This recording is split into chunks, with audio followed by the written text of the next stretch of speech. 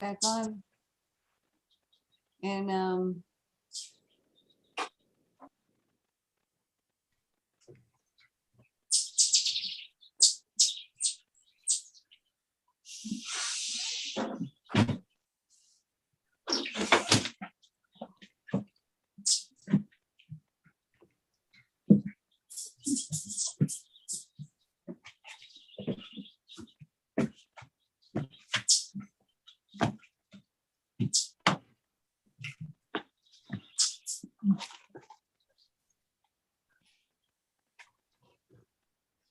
Oh, wow.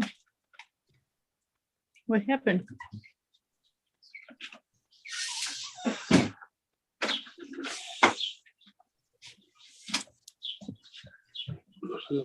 I don't know.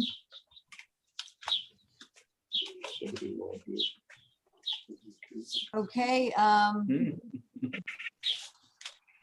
Carol coming back. I'm gonna go ahead and share it and There is an answer to gravity. read the, and then we'll start.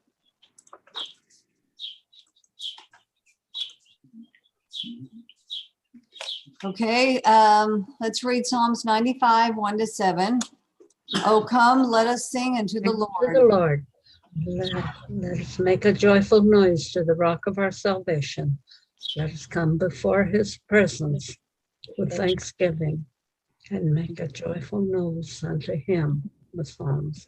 The Lord is a great God and a great King above all gods. In his hand are the deep places of the earth. The strength of the hills is his also. The sea is his, and he made it, and his hands formed the dry land.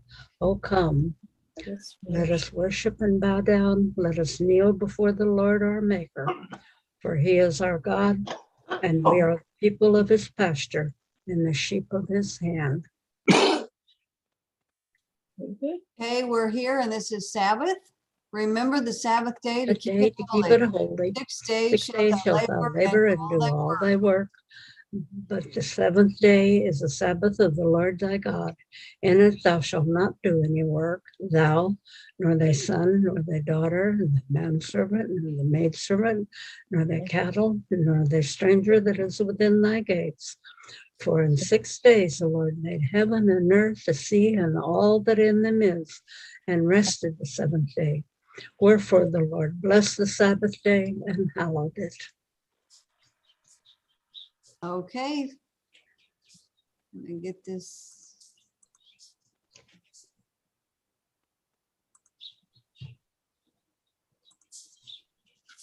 All right, and we have Keith. Oh, there you are. I was sitting here looking all over the screen. I'm like, where'd he go? Okay. All right, and you can go ahead, put it on speaker view, so if other people can mute, then we'll be good to go. It says here that the host has disabled participant screen sharing.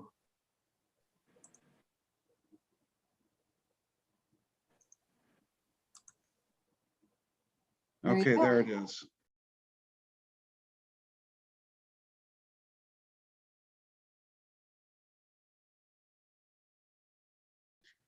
And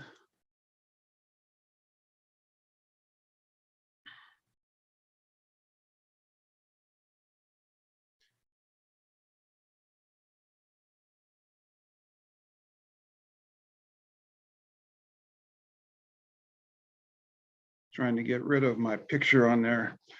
Okay, shall we bow our heads for prayer? Dear Heavenly Father, please be with me today and everybody that's listening. Please be with us and let the Holy Spirit talk. Be with everybody that is associated with BE, including Dave, who is not here today. Be with him and his family. In your name, amen. Okay, today we're going to talk about Daniel 8. The people who know me know that I've talked about Daniel 8 a lot in the past, but today it's going to be a little different because than before, because we're not going to focus on the cleansing of the sanctuary. We're going to show that Daniel 8 is future, and then towards the end, we're going to compare Daniel 8 with and 12 with Revelation. And usually when I'm do Daniel 8, I also do Daniel 12, and I am in the process of redoing the whole chapter. So this here picture here, Daniel 8, the ram and the he-goat. And for the people who have seen my emails over the year, know that it deals with the ram and the he-goat. So we're going to start out with a couple of pictures here, vision of the ram and the he-goat, Daniel 8 through the whole chapter. And this is about a vision, and the vision lasts 2,300 days. And I put this on there because later we will see that the Western powers do not touch the ground. And when it goes over and confronts the Media Persia animal. So we're going to start. When is this vision supposed to occur? Daniel 8:17 and Daniel 8:19 will give this, and you will see some more text on this later. So he came near where I stood, and when he came, I was afraid and fell upon my face, but he said unto me, understand, O son of man, for at the time of the end shall be the vision. So he tells us exactly when it's going to be. It's going to be at the time of the end. And then in verse 19, he repeats this. Behold, he said, I will make thee know what shall be in the last end of the indignation, for at the time appointed the end shall be. And later we will look at this time appointed again. When and I have said since 1982 that Daniel 8 and Daniel 12 is going to be repeated. You will not hear that from the regular in the churches today, but the people at the General Conference, some of them knows they had this committee, and this comes out of some documents from PUC. When the results of this poll came to the attention of the GC president, R.R. Figure, he and his officers appointed a committee they named Committee on Problems in the Book of Daniel, which deliberated inconclusively for 5 years and issued no formal report. The committee finally voted an informal report that reaffirmed the traditional interpretation, and that's going back to 1844, but was silent to any problems. See, they knew there was problems, but they did not tell the people. Again, the problem was one of biblical hermeneutics. It was impossible to reconcile the traditional interpretation with sound principles of biblical interpretations. Few, even at the General Conference, ever heard about this committee. And at the Glacier View Conference of the Sanctuary Review Committee in August 1980, Neil Wilson commented that he knew nothing about it prior to that time.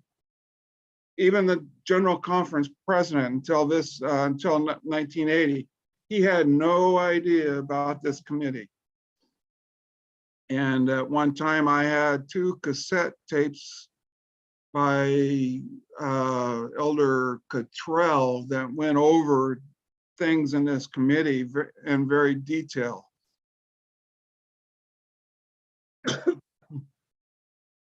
And so this is what we must perfect today. It does not seem possible to us now that any should have to stand alone. But if God has ever spoken to me, the time will come, that's in the future, when we shall be brought before councils and before thousands for his name's sake. And each one will have to give the reasons of his faith. Then will come the severest criticism upon every position, not just some, upon every position that has been taken for the truth. We need then to study the word of God that we may that we may know why we believe the doctrines we advocate. And that's not just the seventh-day Sabbath. That is, like me saying that Daniel 8 and Daniel 12 has a future application. This here is a quote from Review and Herald, December 18, 1888.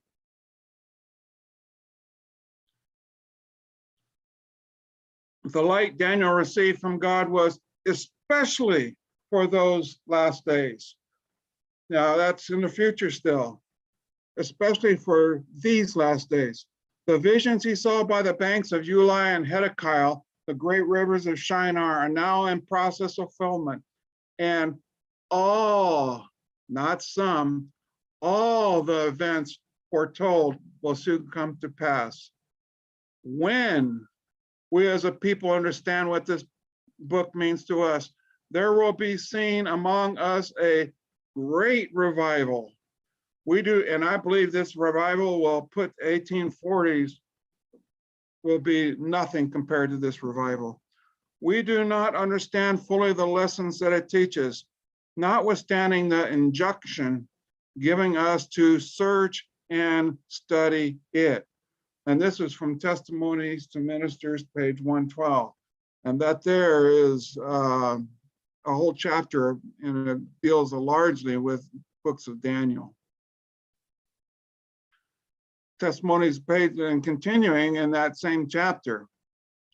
When we as a people understand what this book, which is Revelation, means to us, there will be sung among us a great revival. When, that means it hasn't happened yet. When the books of Daniel and Revelation are better understood, believers will have an entirely different religious experience. They will be given such glimpse to the open gates of heaven that heart and mind will be impressed with the character that all must develop in order to realize the blessedness which is to be the reward of the pure in heart. You see, when I talked before, that's the character of us that we have to develop. She talks about here about with this here entirely different religious experience, we will develop this character that we must develop. Now, there's another quote, and I don't think you'll see this here quote in many of the churches, Seventh-day Adventist churches today. In this scriptures are presented truths that relate especially to our own time, to the period just prior to the appearing of the Son of Man. Are we coming to that time just prior to the appearing of the Son of Man?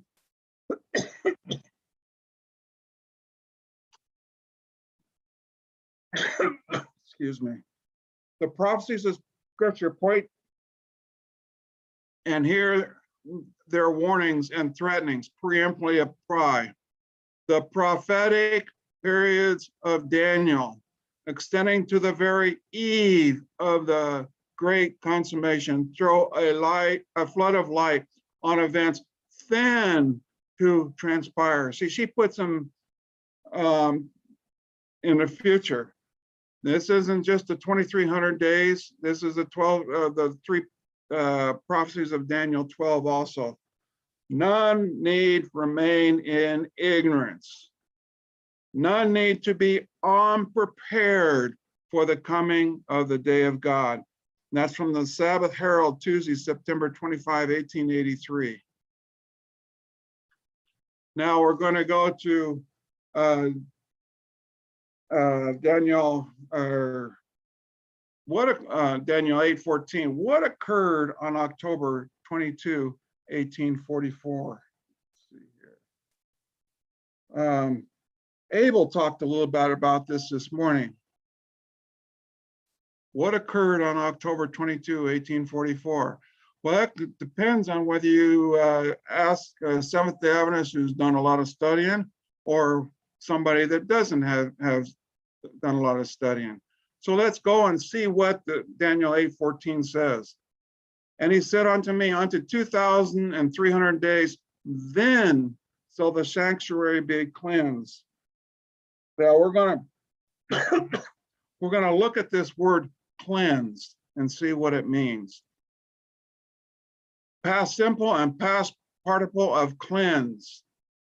Rid a person, place, or thing of something seen as unpleasant, unwanted, or defiling. And this is from the Cambridge Dictionary. The mission to cleanse the nation of subversies. And that's the earth. I have problems pronouncing that word. Free somebody from sin or guilt. Only God himself can cleanse us. And that is all within the Cambridge Dictionary. You think it was religious people that gave those definitions back then? Sure sounds like it to me. So we're going to look at this. Then shall the sanctuary be cleansed, ED. So let's see what Mrs. White says about this cleansing. As a typical service, there was a work of atonement at the close of the year. So before Christ's work for the redemption of men is completed, there is a work of atonement for the removal of sin from the sanctuary. This is a service which began when the 2,300 days ended. When did this service begin? It began in 1844. At that time, as foretold by Daniel the prophet, our high priest entered the most holy to perform the last division of his solemn work to cleanse the sanctuary. And at a period of time in the future, it will be cleansed, ED. And I know that a lot of Seventh-day Adventists don't want to listen to this. This is from the Great Controversy, and I didn't put down which version of the Great Controversy. Now, going on and looking at a dictionary, I looked at the title of this page is Seventh-day Adventists change ED to ING to fit what they have been taught. The past tense refers to things that happened in the past. To make the past tense of regular verbs, the ending ED is added to an infinitive. I asked her a question. That was the past. The present participle referring to things that are still happening to make the present participle and ending ing is added to the infinitive. I am asking her a question. So it comes from I asked her a question in the past to I am asking her a question. And it's just an example of ED and ING. We cannot put ING on cleansing in Daniel 8:14 because it clearly says cleansed, ED, which means when he seen this vision, he put it right at the very end. Now, and I have a high deal of respect. You won't see this quote. I didn't find this quote until it was about 10 years ago, I believe. What was cleansed within the sanctuary on October 1844? Mr. Miller and those who were in union with him supposed that the cleansing of the sanctuary spoken of in Daniel 8:14 meant that the purifying of the earth by fire prior to its becoming the abode of the saints. This was to take place on the second advent of Christ. Therefore, we look for the event at the end of the 2,300 days or years. But he didn't purify the earth then. But she says here, but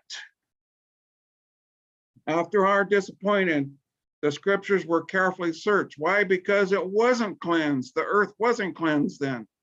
With prayer and earnest thought, after a period of suspense, light poured in upon our darkness. Doubt and uncertainty were swept away. So she goes on to say exactly about this, what happened. Instead, that is, instead of it being cleansed in 1844, instead of the prophecy of 814 referring to the purifying of the earth, it was now plain that it pointed to, that's future, it pointed to the closing work of our high priest in heaven.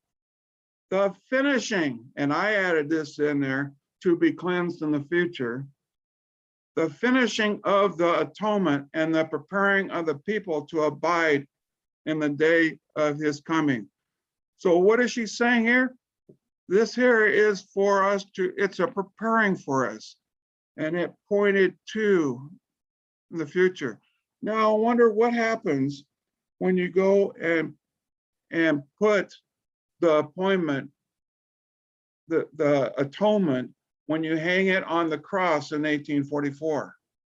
What does that do for the time of the end? I could tell you it causes a huge problem. This is from Life Sketches of Ellen White. Now, we know that Daniel 8:14 was an answer to Daniel 8:13. And we're going to see about certain things that she says about William Miller.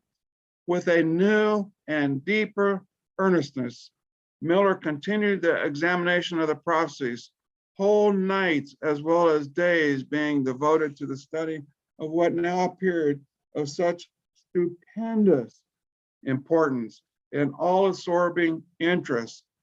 In the 8th chapter of Daniel, he could find no clue to the starting point of the 2300 days.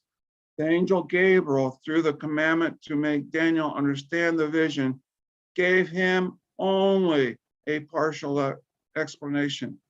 So, what was he not getting?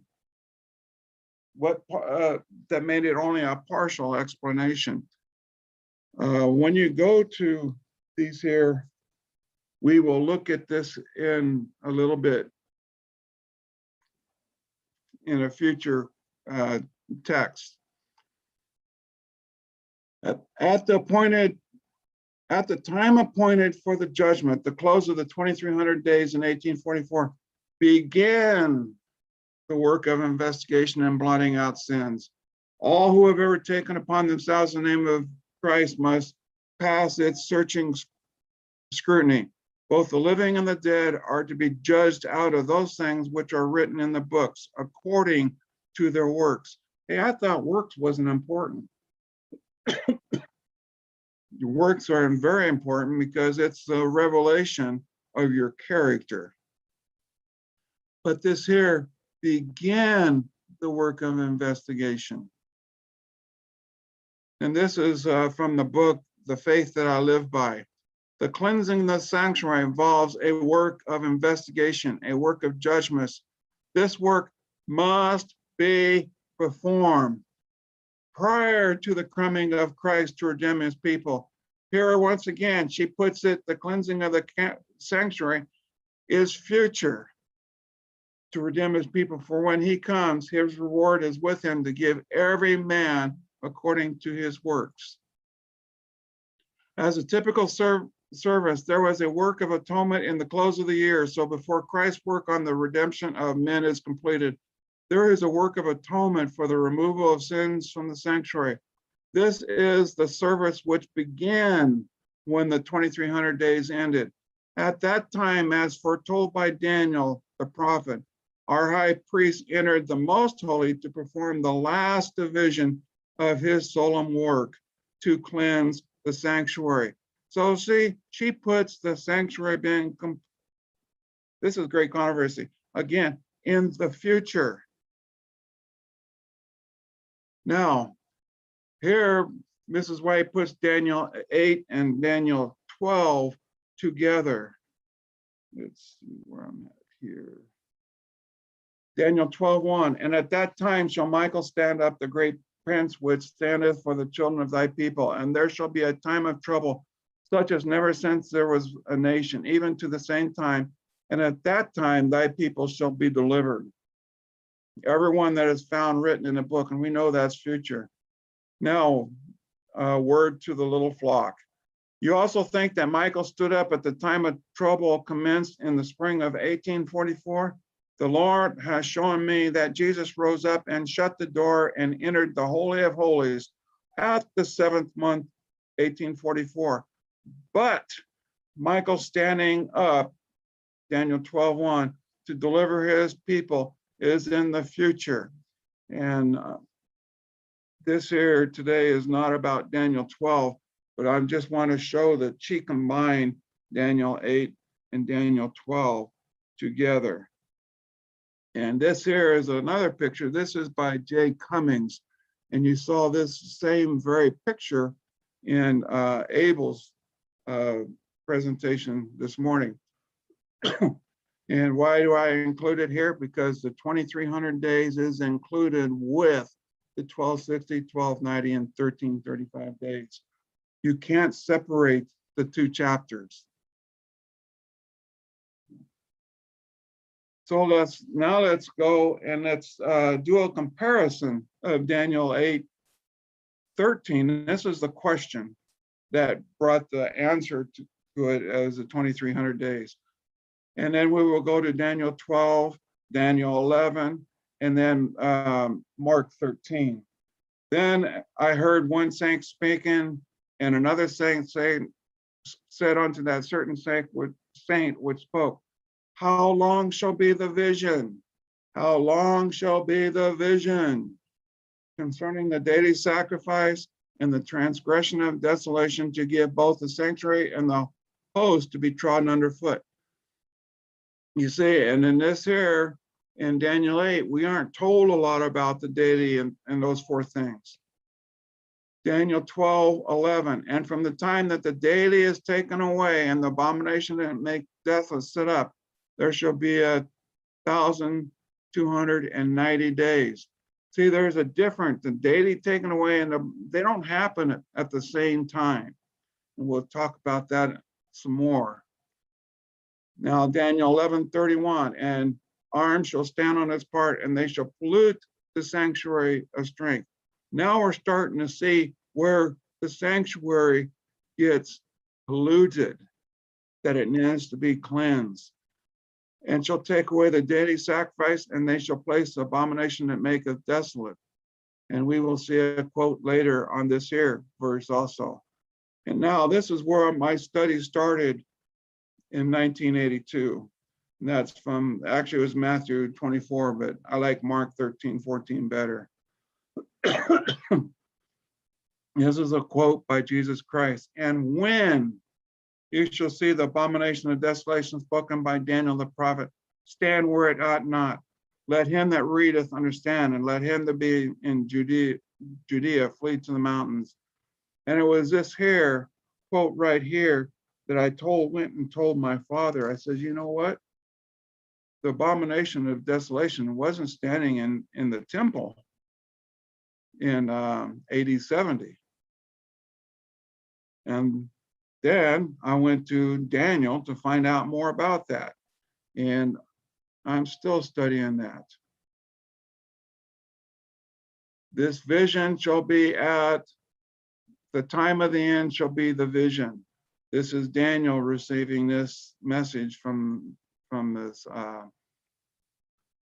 from this angel. And this I have talked about before when I did Daniel 8.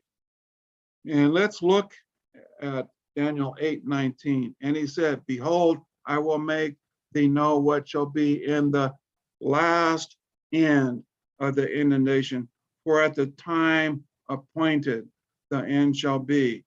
Now, that's people at BE knows what a moed is. A moed is a feast day. Now let's go to Daniel 11:35. And some of them of understanding shall fall to try them and to purge them and to make them white, even to the time of the end, because it is for a time appointed. There is a moed again. Now let's go to Leviticus 23. These are the feasts, a moed of the Lord, even holy convocations which ye shall proclaim in their season. And if you bring these up on a regular, well, that was done away with at the cross. Well, no, we're going to show that it was not done away with the cross, and that these here will have another application, because it tells us right there. The moed shall be, the feast day shall be at the time of the end. Now let's go back and let's look at the 2300 days, and let's see what happened when this vision was given. Then I heard one say, speaking, another said, spake unto that certain saint which spake, how long shall be the vision? See, the question is, how long shall be the vision?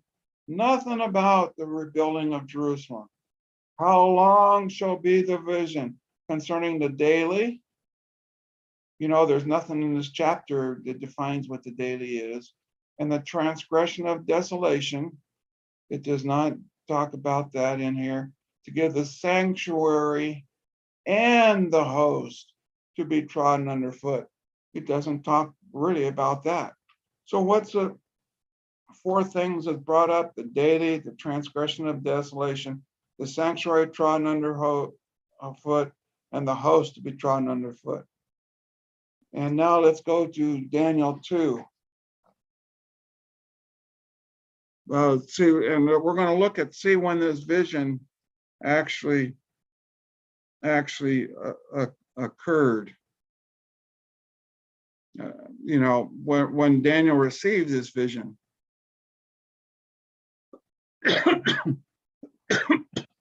But first, remember we talked about Daniel 11:30 and 31.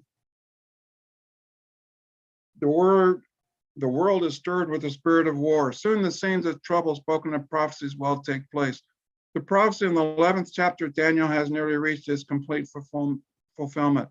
Much of the history that has taken place in this prophecy will be repeated. In the 30th verse, a power is spoken of that shall be grieved and return or have indignation against the holy covenant. So shall he do. And he shall return and have intelligence with them that forsake the holy covenant. See, it's all comes down to God's law. An arm shall stand in this place, and they shall pollute the sanctuary of strength, and shall place the abomination that maketh desolate. Daniel 11:30, 31. This here was quoted for the first time in 1976 in the Review of the Herald. It is from letter 103. And so let's go back and look at the first two verses of Daniel 8. Remember the question of how long shall be the vision? Well, here's where the vision started. It's mentioned 3 times in the first 2 verses of Daniel 8. Verse 1, in the 3rd year of the reign of Belshazzar, a vision appeared unto me, even unto me, Daniel, after that which appeared unto me at first. Verse 2, and I saw, this is the 2nd time it says a vision, in a vision, and it came to pass, when I saw that I was at Shushan, in the place which is in the province of Elam. We're going to talk about Elam later. And I saw in a vision, there's a 3rd mention, and I was by the river Ulai. So you think that he mentioned there 3 times that he saw this in a vision? You think that's important? Well, later he asked, how long was this vision? Now let's go up to the next 2 verses. Then I lifted up my eyes and saw, and behold, there stood before me a ram, which had 2 horns. and the two horns were high. But one was higher than the other, and the higher came up last. Verse 4, and I saw the ram pushing westward and northward and southward. He was not pushing eastward, so that no beast might stand before him, neither was there any that could deliver him out of his land. But he did according to his will and became great. In verse 5, and as I was beholding, behold, a he-goat came from the west on the face of the whole earth, and touched not the ground. And the goat had a notable horn between his eyes. Now let me look at my notes. Okay, so we have two animals here, a ram and a he-goat. I have said for many years that the he-goat is a natal power, and I have said that the ram has to be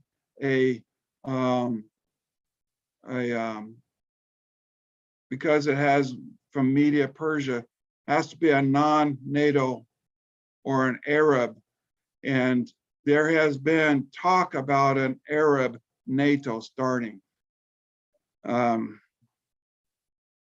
But it has fallen apart. And I talked about this 3 or 4 years ago at Bible Explorations.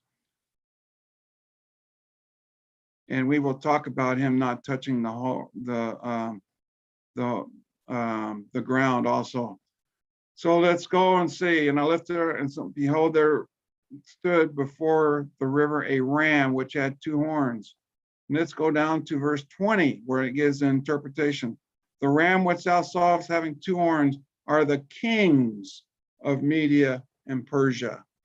So the two horns are kings of Media and Persia. And let's continue with more definitions here. In verse 5, and as I was considering, behold, a he-goat came from the west. Where did it come from? It came from the west, on the face of the whole earth, and touched not the ground. And we're going to get into that more in a little bit. And the goat had a notable horn between his eyes. And going to the definitions of this he-goat, and the rough goat is the king of Grecia. And the great horn that is between his eyes is the first king, or the most powerful king. And some of these things, when they come into being, I think will be further revealed of who exactly they are and represent. Now let's go to Daniel 7. And I saw one of them came close to the ram, and it was moved with claw against him and smote the ram, and he broke his two horns, that's Media and Persia.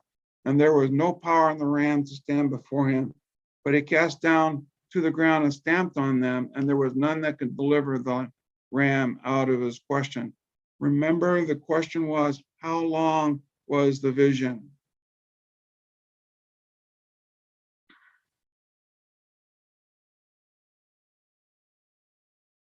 Now, let's look a bit about who Iran is.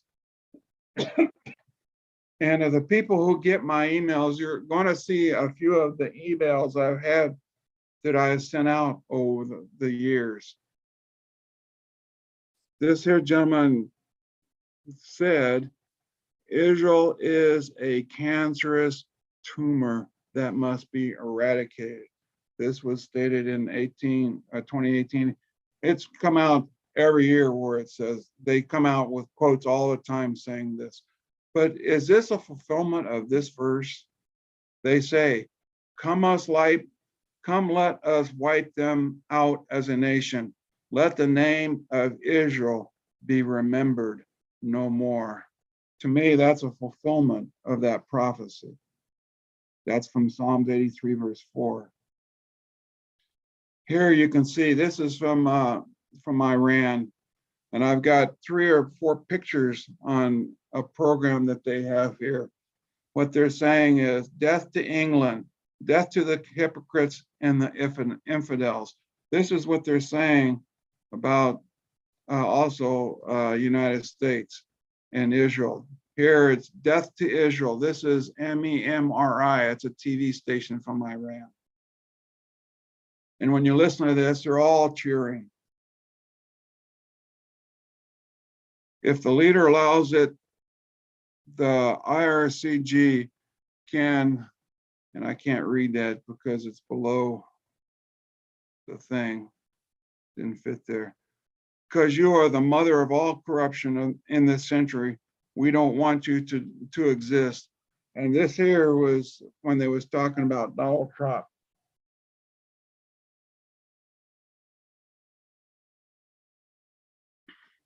Okay, now this next part here, I believe we're going to go and we're going to look at some more quotes. But Daniel 8:5, and as I was considering, behold, a he-goat come from the west and on the face of the whole earth, and he touched not the ground. And the goat had a notable horn between his eyes. And a long time ago, when I started touching, I told my dad, I says, Alexander the Great touched the ground. And I know people that have said, well, that doesn't mean anything, and he touched not the ground. Then why, when Daniel saw this vision, did he put it in there? It must means that he saw, when he saw this two horns being broken, that it touched not the ground. There's got to be a reason. So we're going to look at some newspapers, what they said. And this was by Scott Ritter, if anybody remembers him. He was one of the people that was going to Iran as an inspector of their nuclear stuff.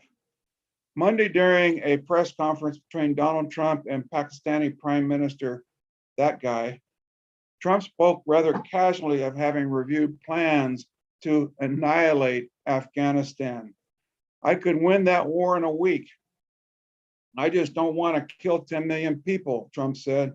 I have plans on Afghanistan that if I wanted to win that war, Afghanistan would be wiped off the face of the earth. It would be gone. It would be over in literally 10 days. And I don't want to go that route. And this is from Information Clearinghouse, and I get emails from them every day with many articles. Continuing, Trump said during that same press conference where he threatened Afghanistan with nuclear annihilation, said of the situation with Iran, we are ready for the absolute worst. Trying to define what Trump meant by absolute worst doesn't take an imagination. Speaking to reporters on June 26, 2019, Trump said that any war with Iran wouldn't last very long. I can tell you that it would not last very long.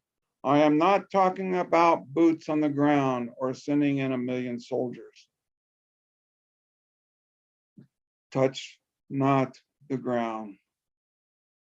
And you see, when you see this picture, you see that the he-goat is up in the air. He's not touching the ground, whereas the ram and the ram it is standing on the ground, and it has the two horns.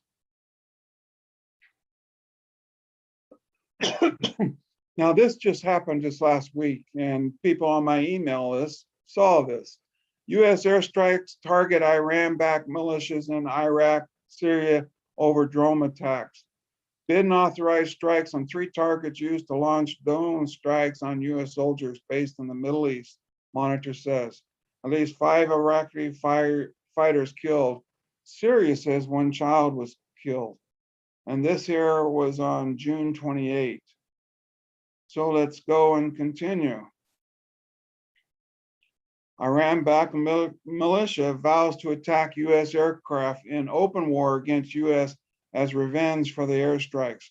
This comes from American Military News, June 28. So yes, when we did that, Iran said, no, that we're going to attack not Israel, but U.S. as revenge for their airstrikes. See, there's so far, all we have is words. And what I'm saying is that sometime in the future, this ram and this he-goat are going to be fulfilled. And this is what my emails have been about. Now, let's go back in history. This is on global research, and there's 4 pages to this. This goes on what the United States has been planning, not Israel and other nations. This is from some United States. In 2004, drawing upon initial war scenarios under that, President Dick Cheney instructed those people, U.S. Strategic Command, to draw up a contingency plan of a large-scale military operation directed against Iran, to be employed in response to another 9/11 attack, terrorist attack by the United States, on the presumption that the government in Tehran would be behind the terrorist plot. The plan included the preemptive use of nuclear weapons against a non-nuclear state. You see, I have said that when they're broken, I have said this for many years, that it's going to be nuclear. The plan includes a large-scale assault on Iran, employing both conventional and tactical nuclear weapons.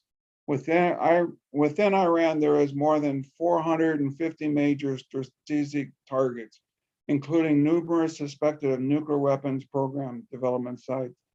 Many of the targets are hardened or are deep underground and could not be taken out by conventional weapons, hence the nuclear option.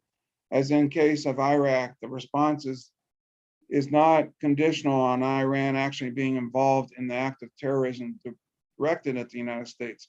Several senior Air Force officers involved in the planning are reported appalled at the implications of what they are doing, that Iran is being set up for an unprovoked nuclear attack, but no one is prepared to damage his career by posing any objections. And well, that was just 2 pages. PM warns an attack on Israel would be the last anniversary you ever celebrate. And this was by Bibi Netanyahu.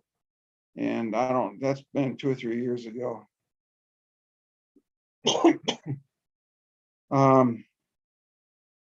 And this here is Israel is preparing itself for a limited confrontation against Iran, Israel Defense Forces Chief of Staff said. And then it goes down, the Iran-backed Hezbollah, as well as the Iranian Quad forces, are both established in Syria. And Iran is a backer of Islamic Jihad in Hamas. And recently I showed you some pictures of the stuff between Hamas and Israel. Now this is the 4-page one that I was talking about. There is mounting evidence that in recent years, Iran and Hezbollah have sought to create a sleeper network in the United States and Western Europe, which could be activated to launch attacks as part of a retaliatory attack. This paper assesses Iran and Hezbollah pre-oppositional modus, or the motive in the West, derived from court documents and open source reporting of recent arrests of Hezbollah and Iranian agents in the US and abroad. And I'm going to show you a couple pages of a court case that shows what they plan. It sheds light on the recruitment, training, and replacement of these agents in the intricacies of their past operations. While it is impossible to predict when or how Iran Hezbollah might retaliate as retribution for Salami's killing, this article argues that there is a growing number of indicators and warning signs for a possible attack in the US or against US interests abroad. Going to page 3. The US hit him in a cowardly way, but with God's grace and through the endeavors of freedom seeking around the world, who want vengeance over his blood. We will hit the enemy in a manly fashion. That's the Iranian. Following the death of his predecessor on January 3 in 2020.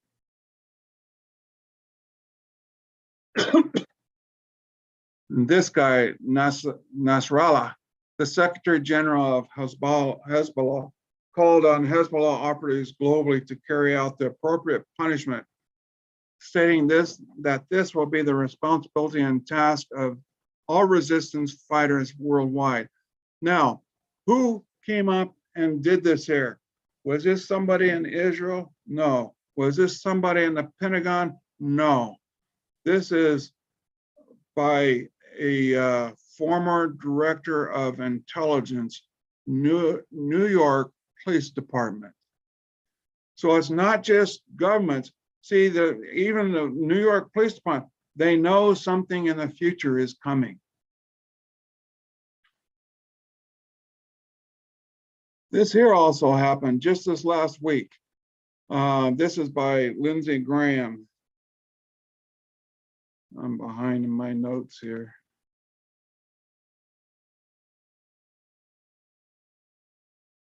I have never been more worried than I might be right now about a war between Iran and Israel, Graham says on Fox News. The state of Israel is in a bad spot here. How much longer do they wait before they act? And you know, a lot of people have wondered that because they are being assaulted time and time again. And we just seen with all the missiles that Hamas just sent over there. How much longer do they wait before they act? Do they think you can trust the United States with Israel's security? How much longer do they wait before they act? Well, I know the answer to that because we are on God's timetable, not man's. And that's why it hasn't happened so far. Now, before I told you we was going to look a little bit about Elam. Now, if you look there, there's a nuclear power plant at Bushnar. It's in Elam, which is the part of Iran that's right next to the Persian Gulf. And there's another place outside of Daniel 8 where in the Bible where it talks about this. We're going to briefly look at this here. It's in Jeremiah 49. For I will cause Elam to be dismayed before their enemies and before them that seek their life. And I will bring evil upon them. Who is? And I will bring evil upon them. Even my fierce anger, said the Lord. And I will send them a sword after them till I have consumed them. Sound like a nuclear device? And I will set my throne in Elam and will destroy from thee the princes and will destroy from thence the king and the princes, saith the Lord. But it shall come to pass in the latter days that I will bring again the captivity of Elam, said the Lord. Now we're going to look and say, what does he mean by setting his throne in Elam? Well, I had to go and look at what other people said that was. And this is Matthew Henry's complete commentary on the Bible. I will set my throne in Elam. The throne of Nebuchadnezzar shall be set there, or the throne of Cyrus, who had begun his conquest with Emmaus, or it may be meant of the throne of God, of which God sits for judgment. He will make them know that he reigns, that he judges in the earth, that kings and princes are accountable to him, that's to God, and that high as they are, he is above them. And that is on the judgment of Elam. So that's not me, that's Matthew Henry's commentary on this here verse. So now let's look at Jerusalem. Who worships what in Jerusalem? Well, everybody thinks, well, we got Jews that worship. Well, we don't got just Jews that worship. We got Arabs that worship. Here you can see all the Arabs bowing down to their Temple Mount. And here you see the other side, the Jews at the Wailing Wall. So we got two two sides that is ready to come together. Now let's go back and look at Daniel 8 again. And out of one of them came a little horn, which is exceedingly great towards the south and towards the east and towards the pleasant land. That's Jerusalem. You remember we said that I said that Daniel 8 is all going to be future. The little horn come towards the pleasant land. And it waxed great even to the host of heaven, and it cast down some of the hosts of the stars to the ground and stamped upon them. And yea, he magnified himself to the prince of the host, and by him the daily sacrifice was taken away, and the place of the sanctuary was cast down. And so when I have talked about the sanctuary being cast down, this is a sanctuary that's in Jerusalem. But we've always looked at the little horn being the Vatican. But you see, the Vatican, I have said, is going to go to Jerusalem. And a lot of this stuff we won't know until it comes out right before our eyes. And now let's go and look at Daniel 8:9. Let's look at this little horn. You know, Daniel 8 isn't the only place that there's a little horn. Daniel 7:8, and as I was considering the horns, and behold, there came up amongst them another little horn, before whom there was 3 of the first horns were plucked up by the roots. And behold, this horn were eyes like the eyes of a man, and a mouth speaking great things. See, they all are blaspheming. They're all speaking things that they shouldn't be speaking. Now let's continue on and compare Daniel 8 with Daniel 7. And I did a presentation before comparing those two chapters. Therefore the he-goat waxed very great, and when he was strong, the 4 great horns were broken, and for it came up 4 notable ones towards the 4 winds of heaven. And that's Daniel 8:8. And now looking at the definition of that in 8:22, now that being broken, whereas 4 stood up for it, 4 kingdoms shall stand up out of the nation, but not in its power. And then you go to Daniel 7, it says, for great beast shall stand up. The verse one for another. Well, I have a question in this verse 22, but not in his power. Whose power is it?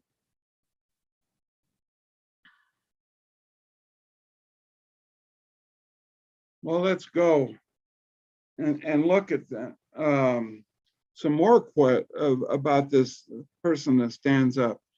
And in 2 Thessalonians 2:4, the one who opposeth and exalteth himself on high against everyone called God or an object of worship, so that he within the sanctuary of God shall take his seat or be set up, showing himself forth that he is God.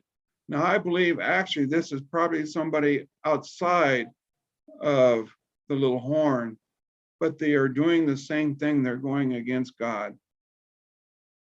Let's see what Mark 13 tells us. Tell us, when shall these things be? What shall the sign when all these things shall be fulfilled? That's in verse 3. So the 4 disciples are looking for a sign. But when ye shall see the abomination of desolation spoken by Daniel the prophet, standing where it ought not, let him that readeth understand, and let him that be in Judea flee into the mountains. And now let's go and look at Daniel 12. That's in Mark. Let's look in Daniel 12.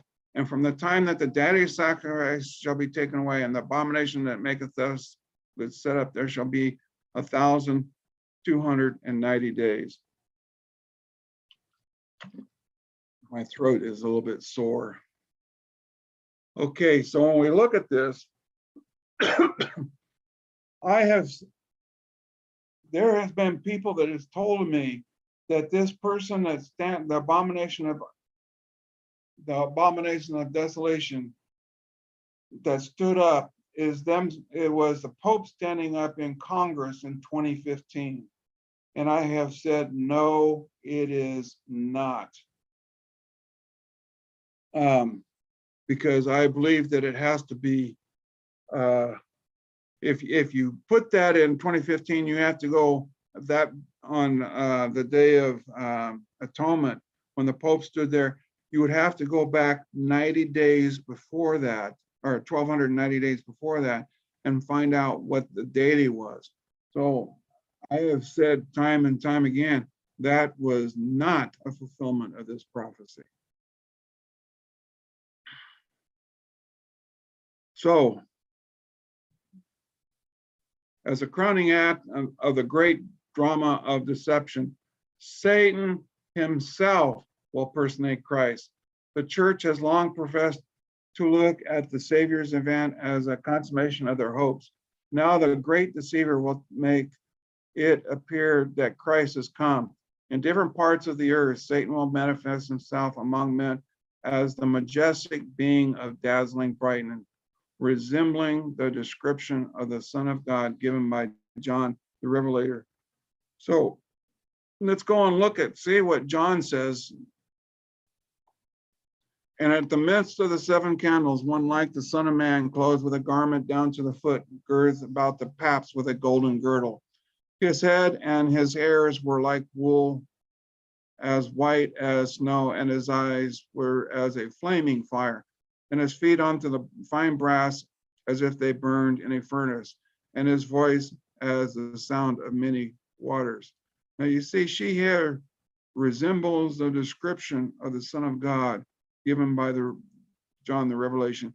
See, he can't show himself until this crowning act occurs. He can't come out and say and present himself as this until this time. Now, and I'm going to, Abel, I think, mentioned a little bit about this morning. We're going to talk about this briefly, this power in the book of Revelation. Who will deceive all that live on earth? And I tell you, it's not the Vatican. And who gives him his power? Now we're going to be reading from Revelation 11:13, verse 12. We're going to be 4 verses. And he exercises all the power of the first beast. And this is the second beast, you know, that Abel talked about with 2 horns.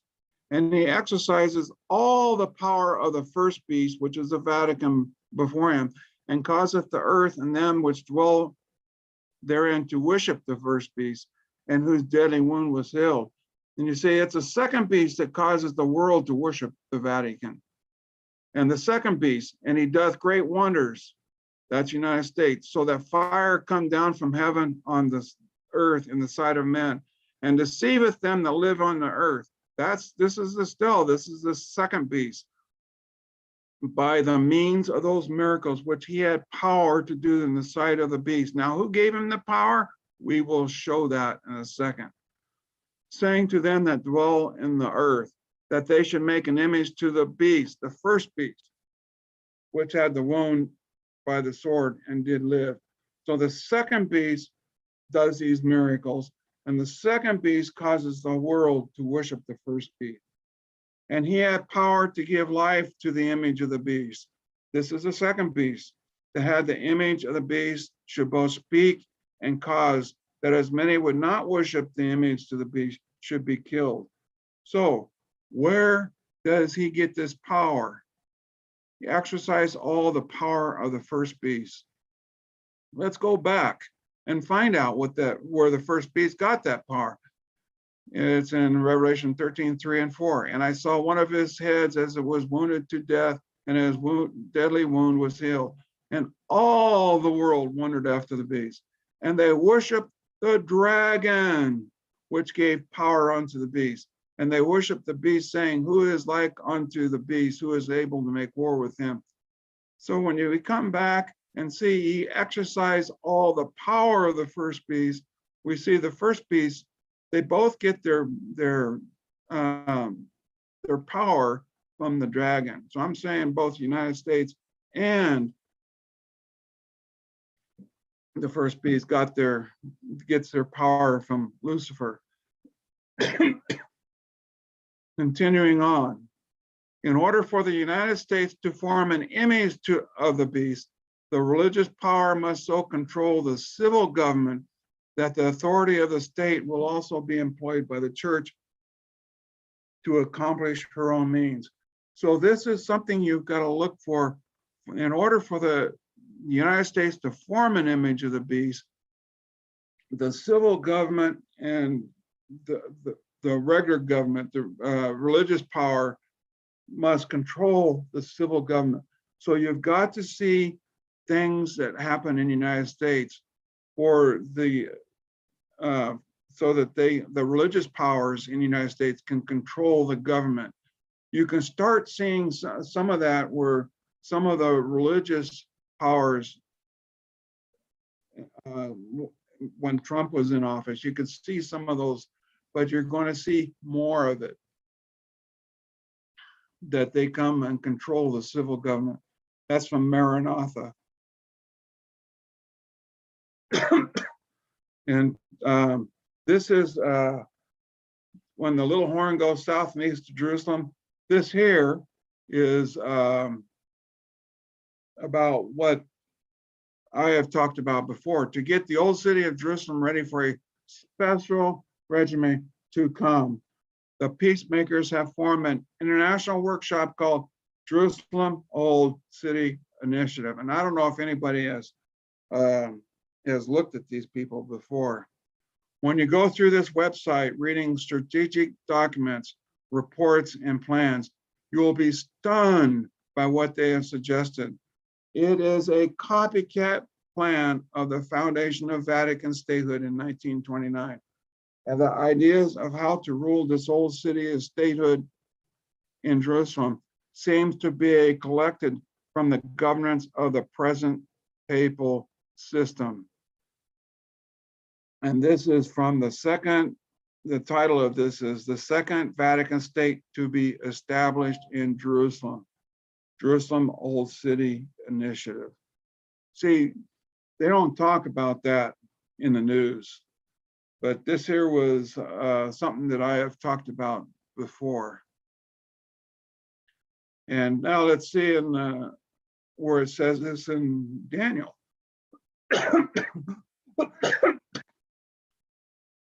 And out of one of them came forth a little horn, which waxed exceedingly great toward the south, towards the east, and towards the pleasant land, which is Jerusalem.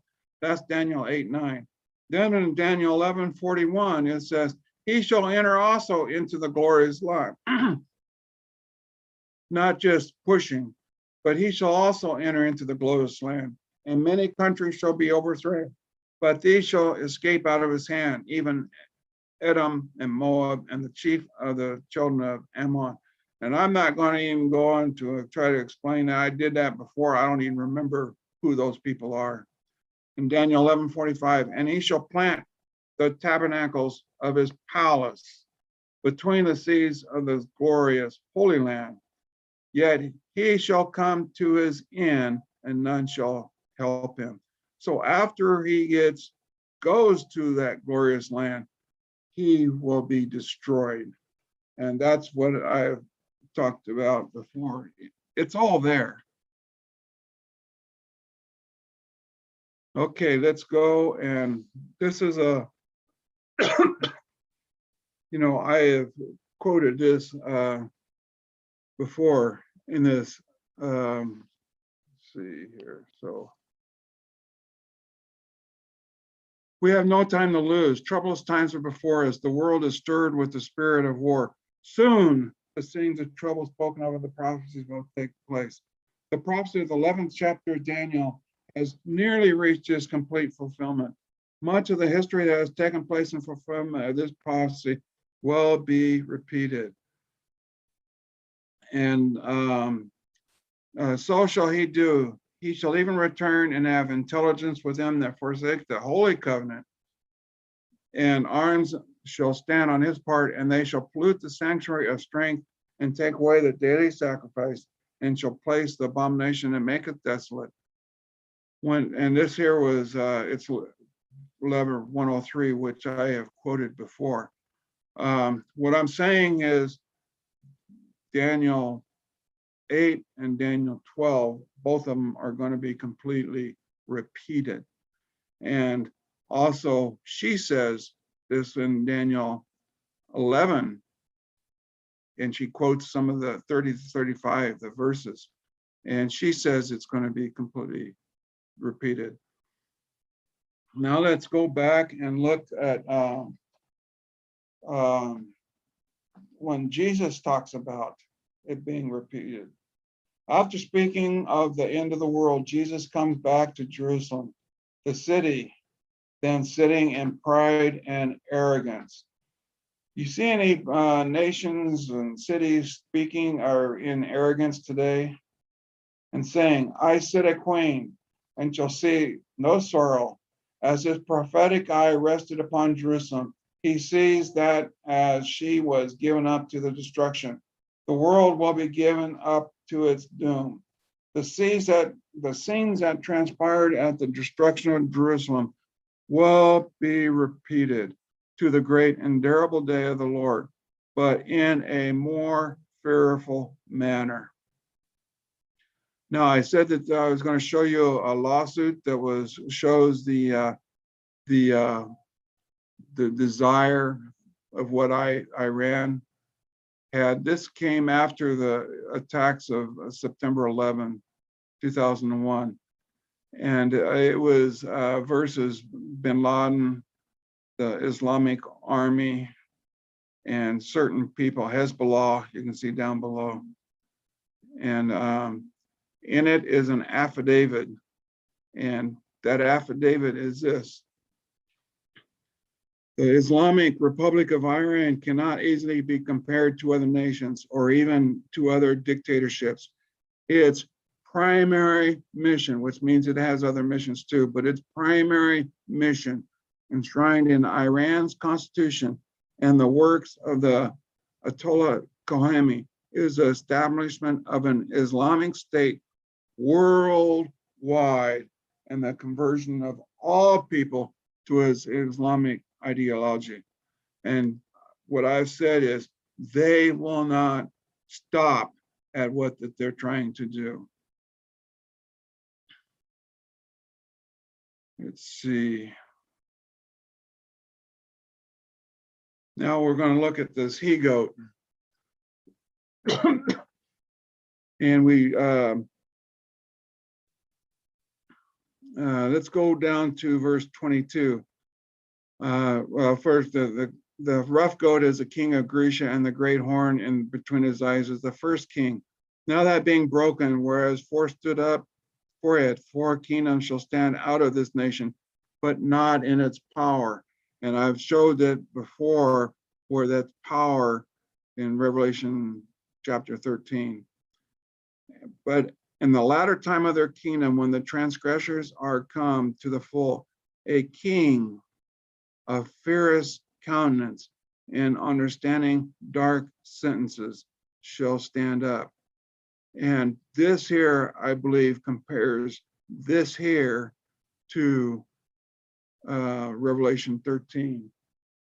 A king of fierce countenance.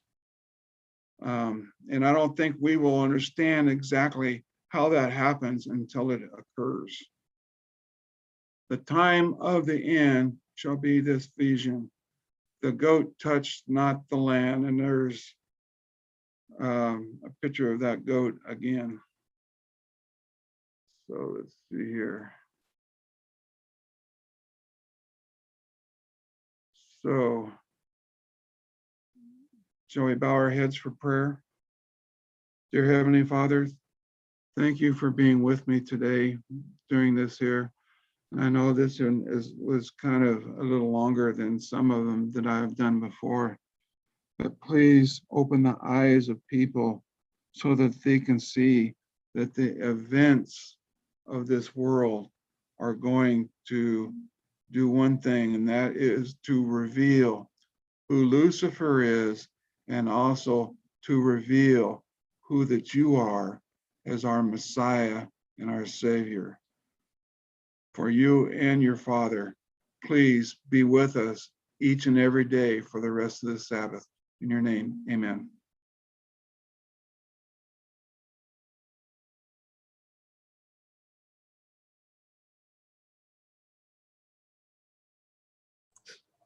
For Sandy. Thank you very much, Keith. Yes, thank you, Keith. You did a lot of studying on that. That's been since 1982. I appreciate it. And